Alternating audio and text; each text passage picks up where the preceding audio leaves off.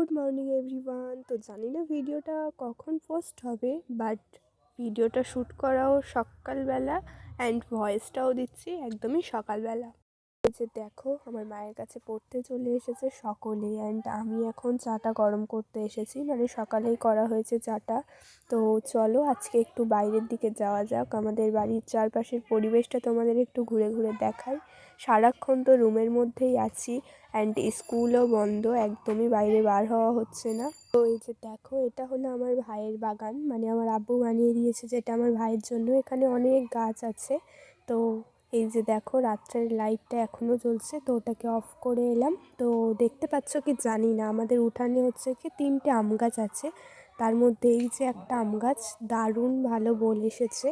আর এই যে দেখো, এই আম গাছটার নিচে আছে একটা ছোট্ট সুপারি বাগান। তো এই গাছগুলো আরেকটু বড় হলে এদেরকে অন্য জায়গায় বসিয়ে দেওয়া হবে। তো আম গাছের বোলটা আরও কাছ থেকে দেখবো বলে আমি আরও একটা আম গাছের কাছে চলে এসেছি, যেটার একটা ডাল একটু নিচের দিকে আছে, অ্যান্ড তোমাদেরকেও দেখাবো কাছ থেকে।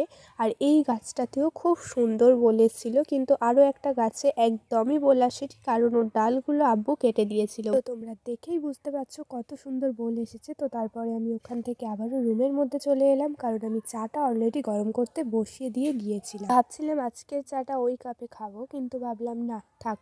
আর এই যে দেখো, চাটা ফুটে ফুটে কত কম হয়ে গিয়েছে, অ্যান্ড এই যে আমি ঢেলে নিয়েছি, তাই অল্প অল্প হয়েছে। তো চলো এবার টেস্ট করে দেখবো কেমন হয়। আর এই চাটা কে বানিয়েছে তোমরা কি জানো? তোমরা শুনলে অবাক হয়ে যাবে। টেস্ট কিন্তু অসাধারণ হয়েছিল সত্যি বলতে।